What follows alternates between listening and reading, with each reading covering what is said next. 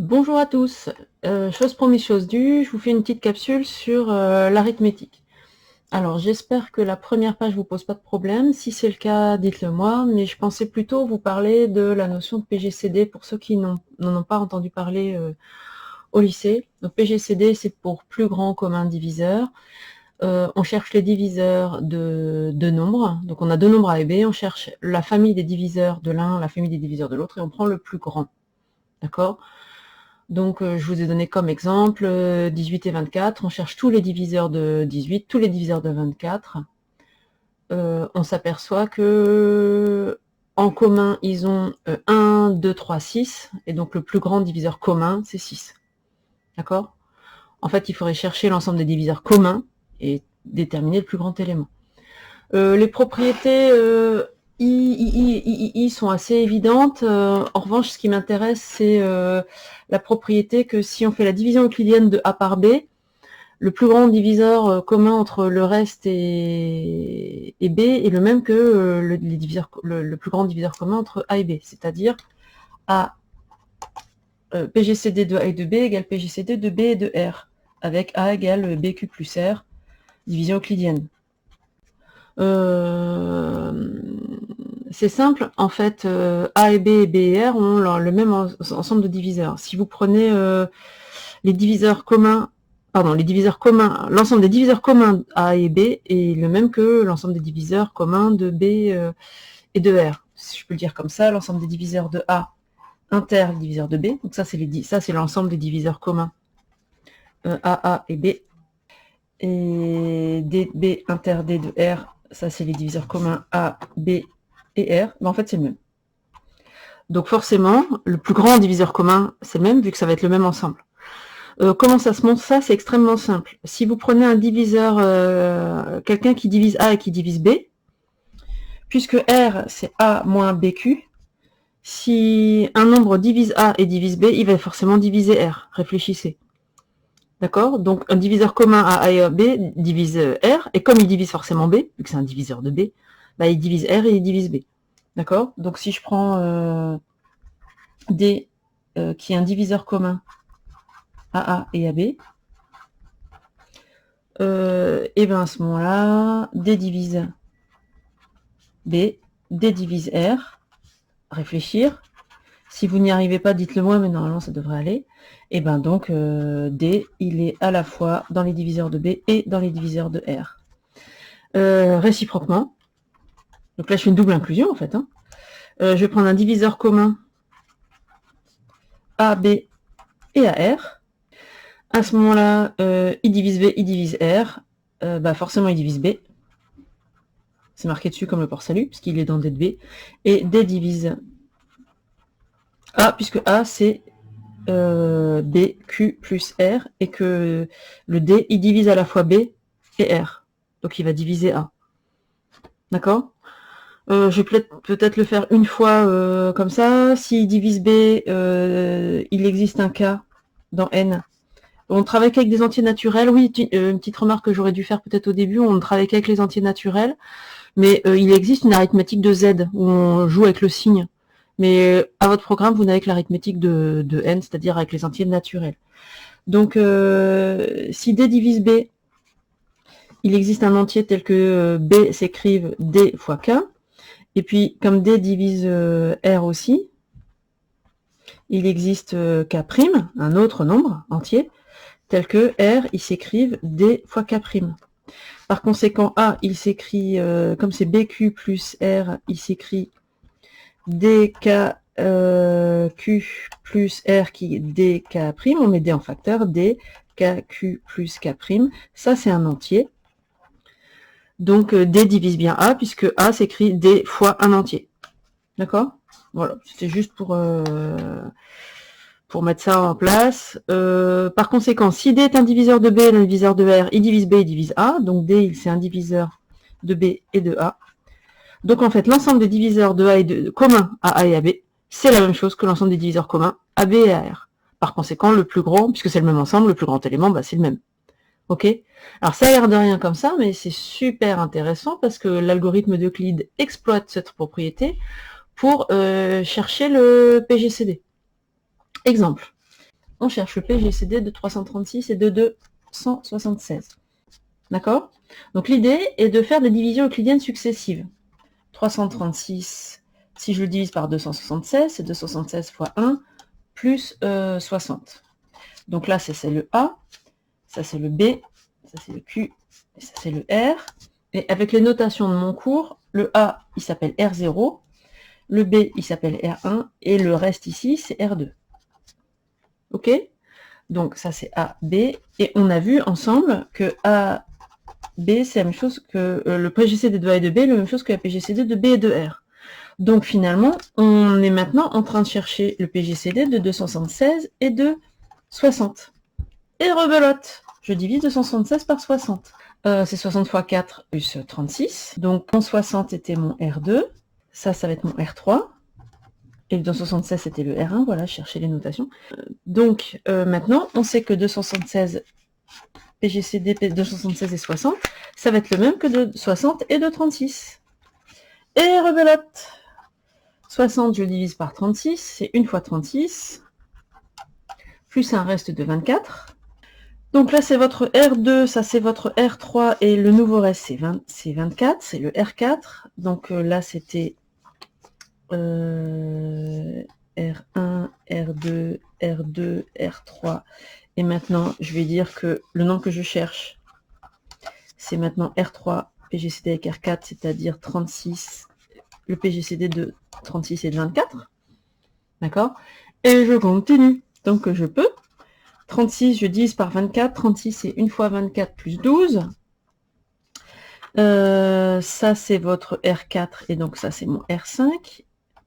Et je sais que ce que je cherche, c'est maintenant le PGCD de 24 et de 12. Alors, on pourrait s'arrêter là, parce qu'on sait que, comme 12 divise 24, le plus grand diviseur commun à 24 et 12, bah, c'est 12. Parce que 12, c'est le plus grand diviseur possible de 12, donc on n'ira pas plus loin, et il divise bien 24. D'accord? Donc là, moi, je pourrais dire que c'est 12. En fait, là, c'est une question d'observation. Si on veut le faire algorithmiquement, il faut continuer encore une fois. On dit que 24, 12 fois 2 plus 0. Donc là, ça c'est R5 et là c'est R6. Et là, je m'arrête, puisque le reste est égal à 0. Et je sais que R6, PGCD de R6 et de 0, ça va être R6. Donc, si vous voulez, ça c'est mon R7 et il est nul. Donc je m'arrête. Et le PGCD de A et de B, c'est donc R6 et R6 vaut 12. D'accord? Donc voilà une manière de calculer le PGCD. On a donc trouvé 12. D'accord? Je vous ai mis le petit programme Python qui utilise, essayez de bien regarder ça, c'est extrêmement court. Et on travaille avec deux variables A et B qui au début valent A et B, le A et le B initial, mais qui vont être remplacés à chaque fois. Ça va être mon RK et RK plus 1, les deux restes successifs. Et au début, R1, R2, R2, R3, R3, R4, R4, R5, R5, R6. Jusqu'à ce que le dernier reste soit nul. Donc tant que le B n'est pas nul, le B correspond à RK plus 1. On continue. Les nombres premiers, qu'est-ce que c'est qu'un nombre premier? C'est un nombre qui a exactement deux diviseurs, lui-même est 1. Donc 1 n'est pas un nombre premier puisqu'il a un seul diviseur. D'accord? Je vous ai mis la liste des nombres premiers. Donc le théorème d'Euclide dit que l'ensemble des nombres premiers est infini. La démonstration est dans votre cours. Je pense qu'elle n'est pas très difficile. Vous me dites, là ce sera à vous de me dire je bloque sur telle ou telle chose.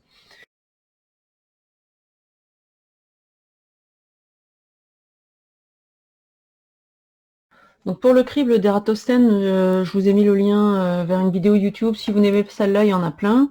S'il y a besoin que j'en parle, dites-le moi. Et je voudrais enchaîner sur le théorème fondamental de l'arithmétique qui dit que tout nombre, tout entier, non nul, s'écrit de manière unique si on considère que l'ordre des facteurs n'a pas d'importance, en un produit de facteurs premiers. D'accord?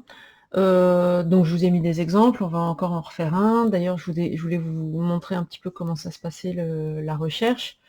Imaginons qu'on veuille décomposer 315. Donc on veut décomposer 315, c'est pas divisible par 2, puisque c'est pas un nombre pair, enfin le chiffre des unités n'est pas un nombre pair. c'est divisible par 3 parce que 3 et 1, 4 et 5, 9, et 9 est divisible par 3. Donc, hop, vous divisez par 3. Si je divise par 3, vous posez la division, en fait, mais le quotient, vous allez le mettre là. Donc, ça fait 105. D'accord ? 105, vous reprenez au diviseur que vous aviez trouvé avant, c'est 3. Est-ce que 3, ça marche encore? Oui, ça marche encore, parce que 1 plus 0 plus 5, ça fait 6, et 6 est divisé par 3, donc je divise par 3, ça fait 35. En revanche, vous reprenez au diviseur qui était là, donc c'est toujours 3. 35 n'est pas divisible par 3, donc j'avance dans les nombres premiers. J'ai essayé 2, ça marchait pas. 3, j'ai fini, ça ne marche plus. J'essaye donc 5. 35, le chiffre des unités, c'est 5 ou 0. Par conséquent, c'est divisible par 5. Hop, on sait que ça fait 7. Et 7 est premier, donc je m'arrête là. Et donc j'ai trouvé la décomposition, 315. C'est 3 fois 3, donc 3 au carré, fois 5, fois 7. Donc je cherche les diviseurs et je fais défiler les nombres premiers en commençant par 2, puis 3, puis 7, etc. Pour trouver les facteurs. Donc ça s'appelle la décomposition en facteurs premiers, en produit de facteurs premiers. Alors pourquoi ça m'intéresse ça? Parce que ça va me donner un autre moyen de trouver PGCD et PPCM de deux entiers en regardant leur décomposition. Je vais faire donc un autre exemple que celui du cours, comme ça vous pourrez vous entraîner sur ce du cours. J'ai pris 315. Admettons qu'on prenne un autre nombre, 224. Donc 224 est divisible par 2. Si je divise par 2, ça fait 112. 112 est encore divisible par 2. Ça fait 66. 66 est encore divisible par 2. Ça fait 33. 33 n'est plus divisible par 2. Donc j'avance dans les nombres premiers. Je regarde si c'est divisible par 3. Oh, ben oui. Et ça fait 11. Et 11 est premier. Donc c'est fini. Donc 224, c'est donc 2 au cube, fois 3, fois 11. L'avantage d'avoir cette écriture-là, c'est qu'on voit exactement quels sont les diviseurs de chacun. Et ça va nous permettre de construire à la fois le plus grand diviseur commun et aussi le plus petit multiple commun. C'est ça qui est cool. Donc si je regarde un petit peu qui est un diviseur commun aux deux, ici il y a 3 au carré, ici il y a 3, donc 3 fait partie des diviseurs communs. D'accord? C'est le seul diviseur commun, par conséquent c'est le plus grand. Donc le plus grand diviseur commun entre les deux, ça fera 3. D'accord?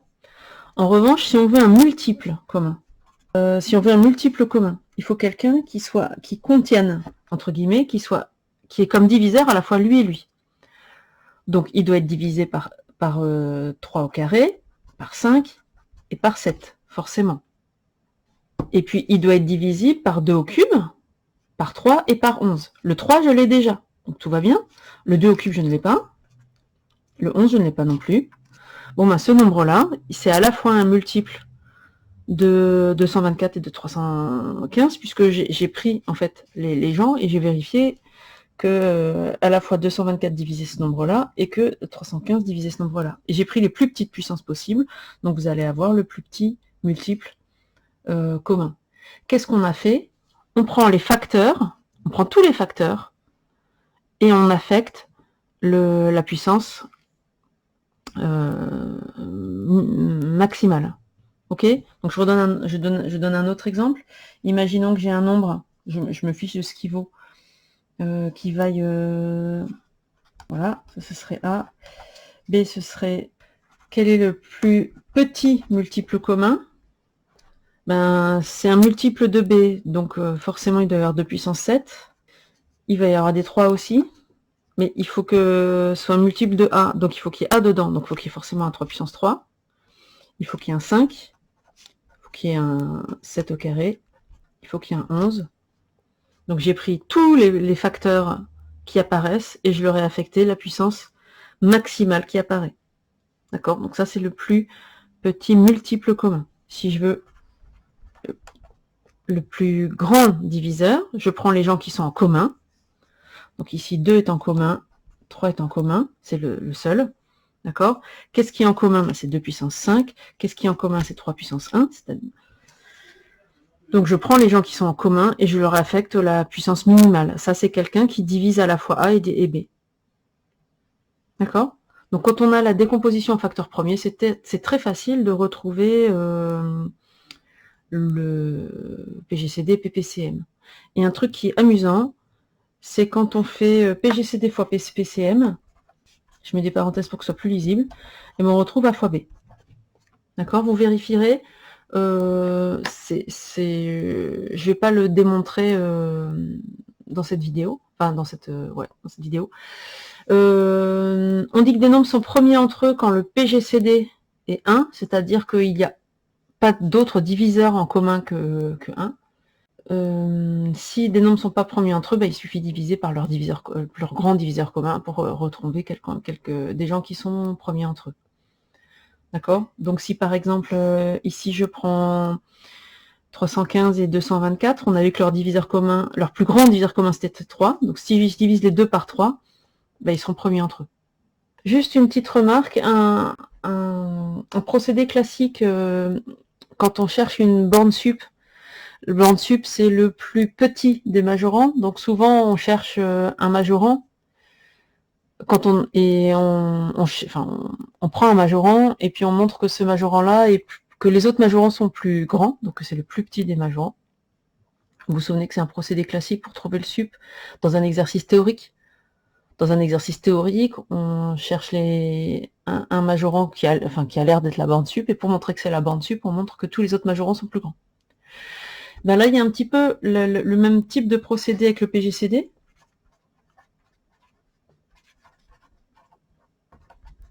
Quand on cherche le PGCD de A et de B, on peut chercher quand on pense que quelqu'un est le PGCD de A et de B, on montre que déjà c'est un diviseur. Pour être le plus grand diviseur commun, il faudrait déjà que ce soit un diviseur commun A et B. D'accord? Et puis on montre que tous les autres diviseurs de A et de B divisent ce nombre. Donc si je l'appelle D, je montre que D est je montre que D est un diviseur commun à A et à B. Et puis 2, je prends un autre diviseur commun à A et B, et je montre que K divise B. K divise D. Donc c'est bien le plus grand diviseur commun, du coup, puisque tous les autres le divisent. Ok, voilà, c'était juste pour faire le parallèle entre la méthode pour trouver une borne sup et la méthode pour trouver dans un exo théorique pour trouver le PGCD. Le PGCD, vous avez donc deux grandes méthodes quand vous avez accès au calcul. C'est la méthode de division euclidienne successive qu'on a vue tout à l'heure, et puis la méthode en utilisant la décomposition en facteur premier. Alors, une petite remarque pour finir par rapport au PGCD. Quand on utilise la décomposition en facteur premier, quelquefois c'est assez fastidieux de chercher la décomposition en facteur premier des deux. S'il y en a un qui est simple, ça va vous simplifier vachement la méthode. Donc je vous propose de regarder ça. J'ai A et B, mais B il est quand même hyper simple parce que comme c'est 3000, je sais que c'est 3 fois 1000. Donc, en décomposant, je sais que B, c'est 2 puissance 3 fois 3 fois 5 puissance 3. D'accord? Donc, lui, il a une décomposition simple. Alors que A, ça a l'air assez pourri. D'accord? Bon, il faut être honnête. Plus grand diviseur commun, je sais que ça va être quelqu'un qui a des facteurs communs. Normalement, je prends les facteurs en commun à A et à B, et je leur affecte la plus petite puissance. Donc je sais du coup que ça va être un 2 puissance quelque chose, fois 3 puissance quelque chose, fois 5 puissance quelque chose. On est d'accord? Et la puissance va dépendre de qui divise A. Or, 2 divise pas A. Donc lui, c'est mort. C'est pas un diviseur commun à A. 5 divise pas A non plus. D'accord? Donc il me reste 3. Et 3, comme il apparaît à une puissance 1, et que normalement on prend la plus petite puissance, il faut que je regarde. Est-ce que 3 divise A? Oui. Donc 3 puissance 1 est commun aux deux. Donc le PGCD c'est 3. Donc vous voyez que j'ai utilisé la décomposition de B, j'ai vu qu'il n'y avait que 3 facteurs, 2, 3, 5. Comme on prend les facteurs en commun, ben, il faut les chercher parmi 2, 3 et 5. 2 ne marche pas, 5 ne marche pas, et 3 il a la puissance 1, donc je regarde s'il divise A, il divise A, donc 3 puissance 1 est commun à A et à B, les autres ne marchent pas. Donc ça y est, j'ai trouvé PGCD.